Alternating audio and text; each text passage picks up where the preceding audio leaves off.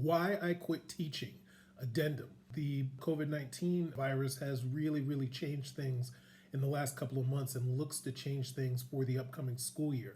This is a time to really reevaluate where you want to go in this profession, because I feel like this is going to be a historic moment with education in the United States and with teaching, and we're really going to start to see things start to unfold very quickly within the next year or so. Let's dive right into it. I have gotten back into teaching profession, and I'll tell you why. What wound up happening is a friend of mine had called me up and she told me about a position that was opening up at her school. I wasn't really sure about it, and I, was a good friend of mine, so I didn't want to leave her hanging. The next week, I think, was time for graduation, and I had got invited to a graduation of a former student of mine, actually two former students of mine, who I had taught as sixth graders, and then they graduated high school. They were so excited to see me. I was so excited to see them. I was so proud of them. They were both going to four-year colleges and did really well in high school, and I was just so proud. I thought about it, and on the way home from that graduation, I called back up my friend, and I said, I'll definitely come in and interview for the position. Lo and behold, I got the position. There was a couple of things that were a lot different this time. First off, it was elementary school.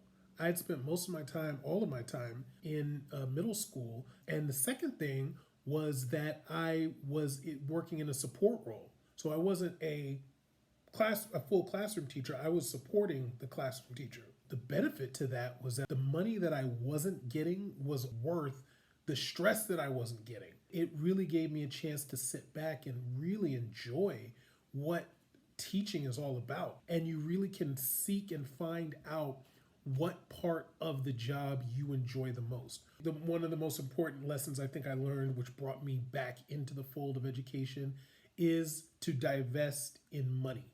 Do not think that you're going to get rich by teaching. This is the thing that kind of spawns the teacher burnout and the overworking, because what you do is you realize the effort that you're putting in isn't being compensated monetarily. All the hours that you put in after work, all the hours you put in on weekends, sometimes you're planning during vacations and stuff like that, staying in late, all that is not worth a dollar amount. And if you're expecting to get a dollar amount and you're expecting to get paid for doing that, you're always going to wind up being disappointed and you're going to wind up leaving teaching. Second thing is to come to a consensus and understand the truths about teaching. If you don't like the smell of garbage and you don't like picking things up, then being a garbage man is probably not for you. Teaching is that same way. There's undeniable truths that have been the same forever. Kids' development, you could still kind of see throughout the generations as being pretty consistent. And you have to realize that that's the fundamental part of the job. You're not going to have a perfect staff. You're not going to have a perfect principal or administration. I've been to many schools. There's never been a place where everything is perfect. So you have to understand there are things that you have to accept about teaching. Some kids are going to be rude and disappointing. That's what teaching is. You can't expect that every kid is going to love you. Every kid is going to come back and thank you for the great work you've done. And you have to be okay with the fact that you're not going to reach every kid. There's some kids respond different. It might not be you as a teacher, but maybe 3-4 years from now, they might be in junior high or something and meet a teacher that really inspires them. That's just how it happens. It's not your fault. You're not a bad teacher because you didn't inspire that one kid, because there are kids who you are that one teacher to them. You are that teacher that they remember and they want to reach out to after many years. This is another thing that I think is important. I really think that there is some very strong benefit in searching and finding a school that works for you. When I first started teaching, and like I said, I came out of substitute teaching and then just kind of fell into it. I'll just work wherever.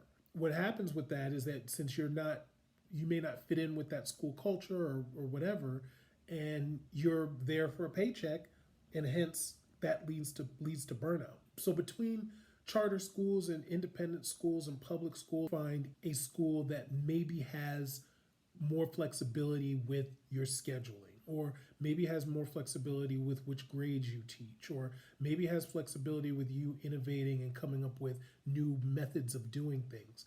Those types of things I feel like keep people happy because it's not the same old thing. What you have to remember when you are in a situation where you feel like you're under duress, then that's your sign to get out. That doesn't mean you leave education altogether. You need to go and do a thorough search of schools that will allow for you to put your best foot forward. Looking for the right school, looking for the right staff, looking for the right students for you is a very, very important step into becoming happy teaching. And I'd say the last thing is going along with finding a school that works for you is finding your voice in education. A lot of the times, what we think as teachers is that we kind of got suckered into doing it. We have this feeling that we're the garbage men or we're the janitors, the ones who have to do the work that nobody else wants to do.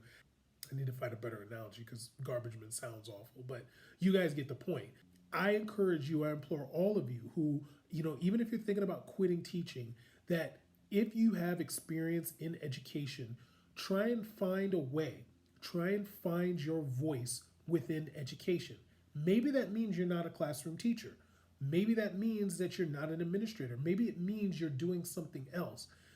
A lot of schools that are trying to innovate and work on the teaching models and try and figure out how to best serve the kids, they are willing to try these things. And if you're an innovator, if you're somebody who has a lot to say about what's wrong with teaching, then you should have a lot to say at what you can do to make teaching better. And if you're working to make teaching better, then you need to find a place that's going to allow you to make teaching better. Most places, especially the administrators who are really trying to work on the schools being better, they want minds who are hungry and who are eager to innovate. And I feel like that's the joy of the job. That's the joy of teaching, is that innovation.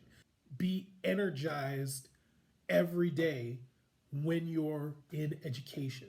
Find a way. There is always going to be problems. There's always going to be union disputes. There's always going to be, suspensions and, lawsuits and all of these kinds of things that happen that we hate so much. But you have to find a way to be energized and be excited about teaching. I think I covered everything. I've had this whole time. I should have fixed it. You guys should have told me. Not having the stress of teaching is a relief, but I don't know if it overrides the joy you get from teaching. All right. Thanks again, guys. Look forward to hearing from you in the comments. I'd love to talk to you. And until next time, peace.